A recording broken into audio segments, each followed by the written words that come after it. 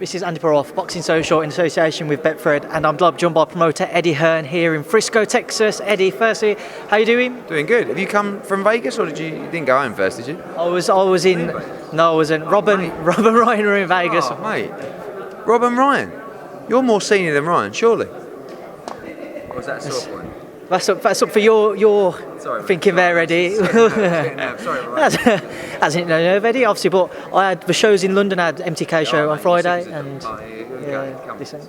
but I'm here now, Eddie. That's what you should be thankful for. Yeah, I've got the one. Yeah. But obviously, we're here in Frisco, Texas, as I mentioned. A brilliant card on Saturday night, one which has probably gone under the radar a little bit because of Wilder Fury this past weekend. But how excited are you now that it's here? Yeah, I mean, you're right. Like, sort of last week, it was tough to get any airwaves. This week, now that although people are still talking about that fight, people are realising how good this card is, especially the main event, and I can't wait. You know, I'm excited as a fight fan. When you talk about Mikey Garcia, you know, he's one of my favourite fighters of the modern era. He's a 4-weight world champion. Chocolatito, who for me is another one of my favourite fighters, he's fighting my guy, Cao Yafai. So it's very difficult. Joseph Parker to be back. Israel Madrimov, one of my favourite guys. My new favourite fighter of all time, Julio Cesar Martinez, El Rey, the Animal, and just a massive card, and huge amount of tickets sold, energy. You've got to keep pushing it and make it as big now as we can.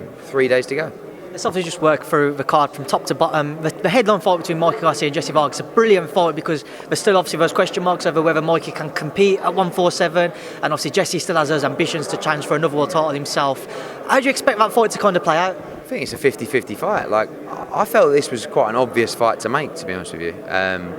When I first started working in America, Jesse Vargas was one of the first guys that put his faith in us. Left the PBC, came over to DAZN, and I was trying to sign Mikey Garcia at the same time.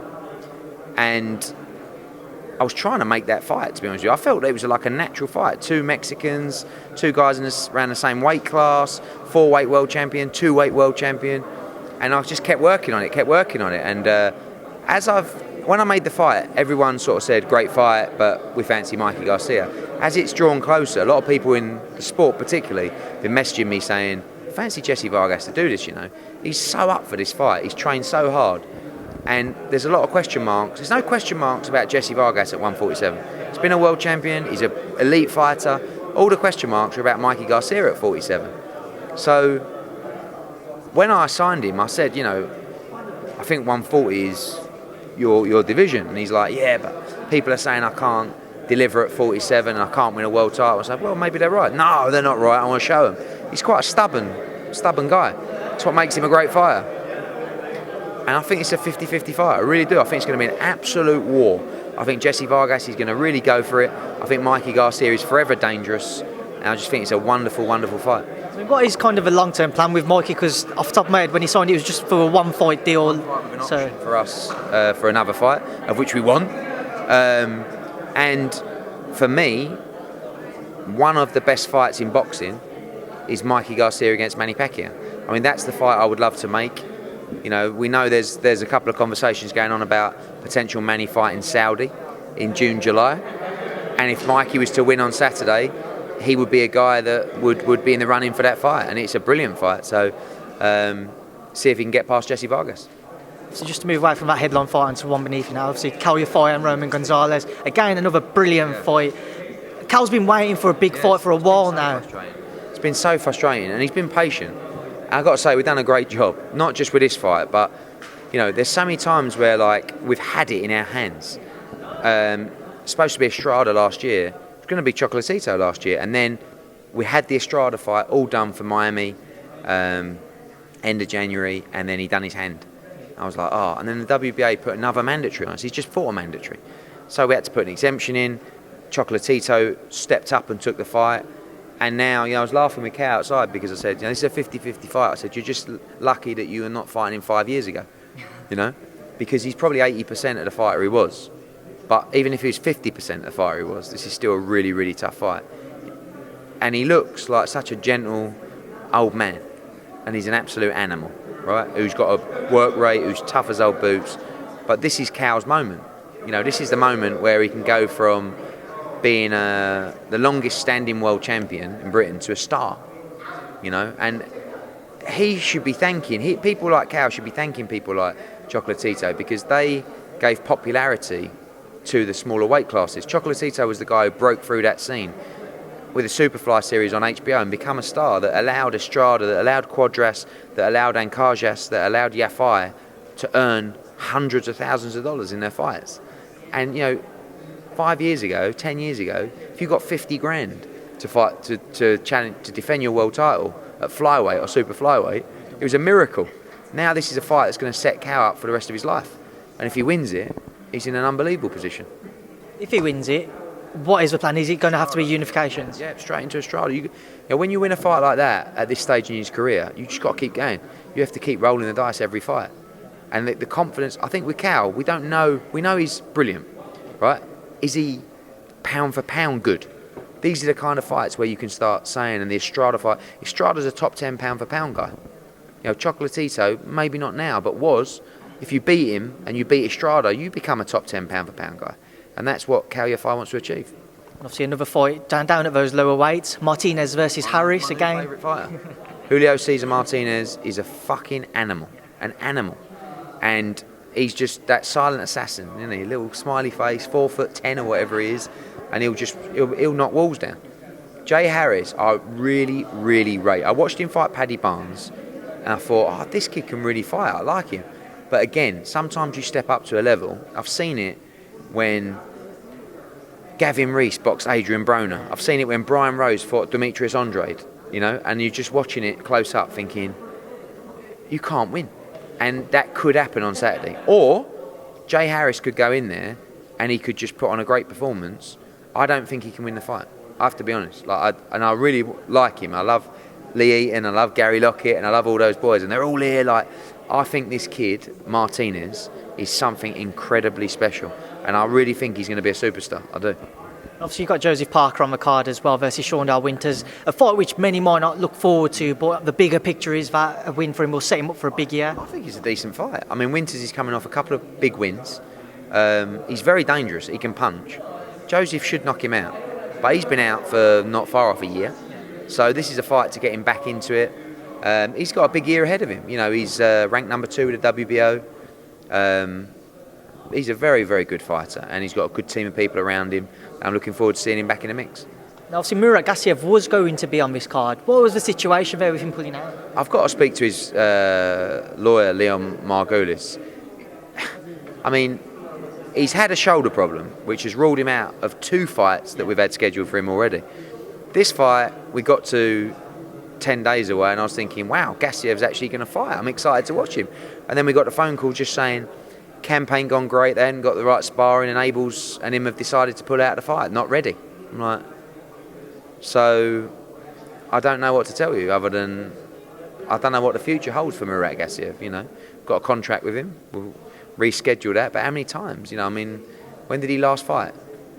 Usyk in a World Boxing Super Series final in 2018? Don't know, is it? So, off the top of my head, that's what I'm thinking myself.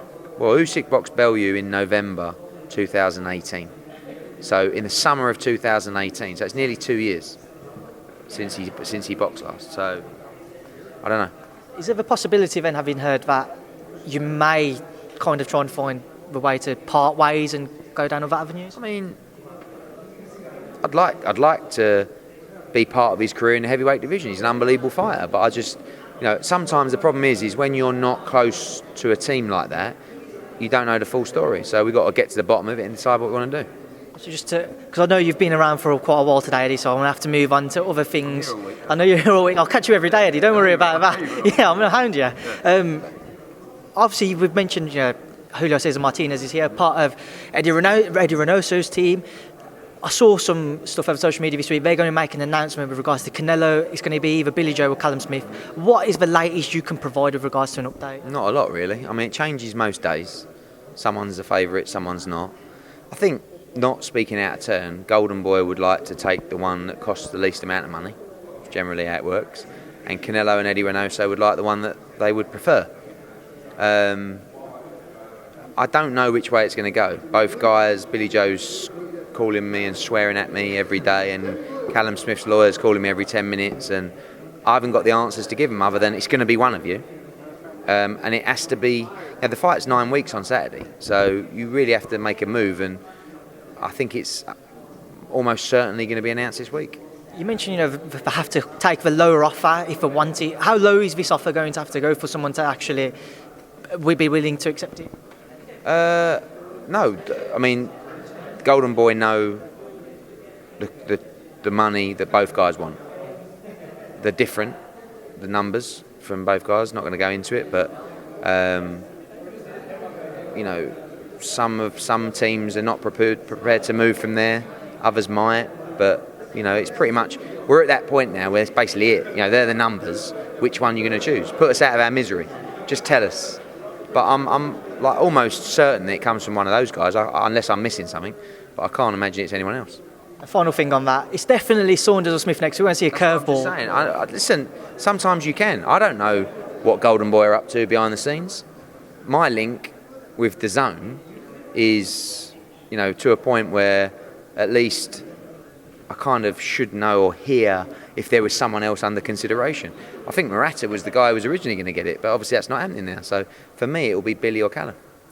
Now, obviously, to move away from that, and on to the small matter of Wilder Fury 2 this past weekend, Eddie. Eddie, what are your thoughts on the fight and Tyson's victory? I thought it was a great performance. The stuff that I heard in camp was that he was going to be aggressive, he was going to walk him down, he was going to try and knock him out, and I was like, that is the worst idea ever. Ended up being genius. Great tactics from Tyson and Sugar Hill and Andy Lee. I thought he was brilliant. I thought Wilder was terrible. He didn't look himself. Obviously, he had a very heavy ring walk outfit on. I thought Tyson did brilliant. Any time a fighter does something that people don't think you can do or goes against your grain, especially under that kind of pressure, has to be impressive. And that was just like, people thought AJ couldn't stick to a plan or box or do 12 rounds, or he had to do something different to win that fight against Ruiz. And Fury did the same, and I thought it was very, very impressive. How much of a shock was it for yourself to see that different type of style imposed by Tyson on Deontay? A big shock, because, again, you can't really win in comments you make, but there's been a lot of times when Tyson Fury has not been entertaining to watch, and he was really entertaining to watch on a Saturday night. I want to see more of that. I don't think you'll see a whole lot more of that, just like you won't see a whole lot more of AJ style against Andy Ruiz. But the amount of times that I've written Tyson Fury off in a fight, Klitschko, Wilder 1, and probably Wilder 2, I never learn. The only time I write him off again is against AJ. But it's a very, very good fight, and he's the kind of guy, he's a bit like Billy Joe, who basically fights to the level. If you put him in with someone, Schwartz or Warlin, or no disrespect to those guys, he don't look great. Put him in with when he's on point, when he's edgy, when he's fired up, and he's done brilliantly well. Of course, coming back from where he was physically, he's done really well. And although people won't believe me and he won't believe me, I'm genuinely pleased for him. I am, and I wanted him to win the fight, and I was really pleased, and more so because it's massive for British boxing. It's big for world boxing, but for two Brits to own the heavyweight division, it's unbelievable. And one of those Brits is going to be undisputed world champion. Tyson obviously knocked down Wilder twice, but alongside that, every time he seemed to just catch Wilder, he just seemed to sting him, he just seemed to catch him and hurt him. What was your thoughts with how unsteady Deontay looked? Jokes aside about the gown and everything, he didn't look right in the fight at all. But they flogged both of those guys senseless in the promotion of that fight. So I don't know, maybe he was just drained. Maybe he was just tired going into the fight. Maybe the gown was heavy, I'm sure it was. Maybe he got hit around the back of the head, or who knows. The fact is, you don't make excuses.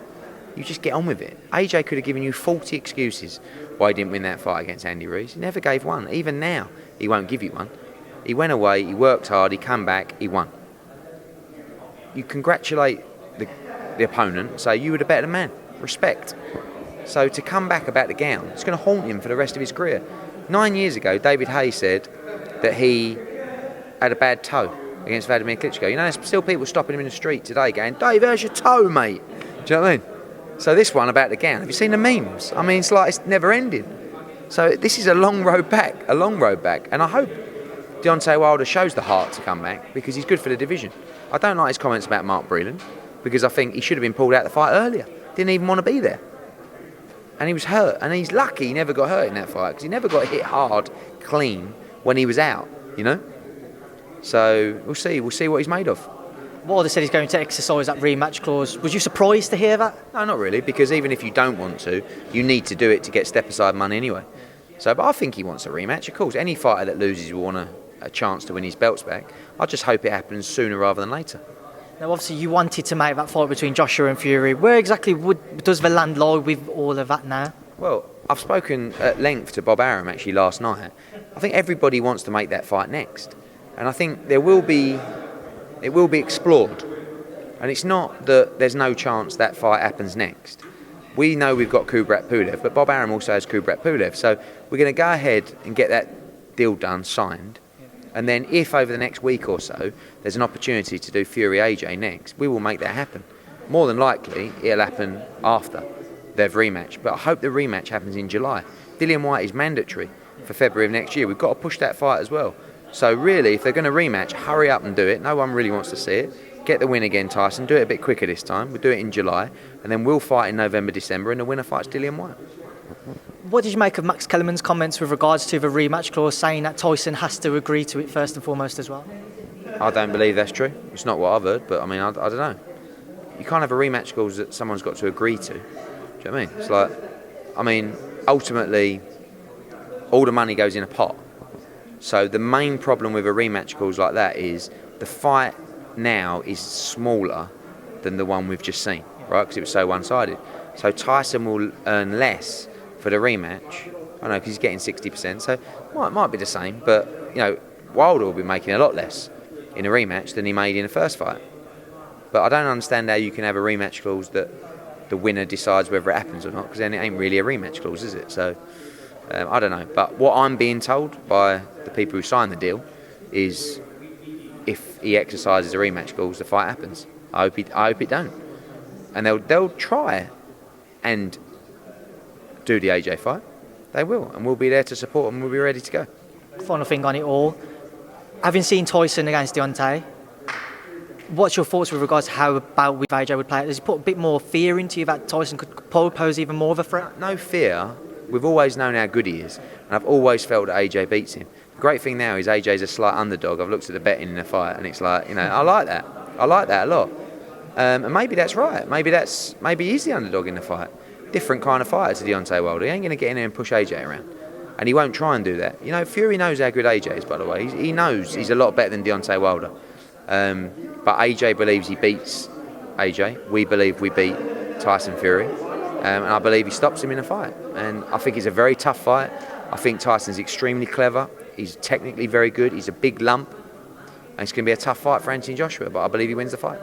Well, Eddie, I will let you crack on now because I know there's other people I ain't speak to you, but it's good to catch up with you, and I'll see you every other day this week. Speak to you later, Eddie. Cheers, mate.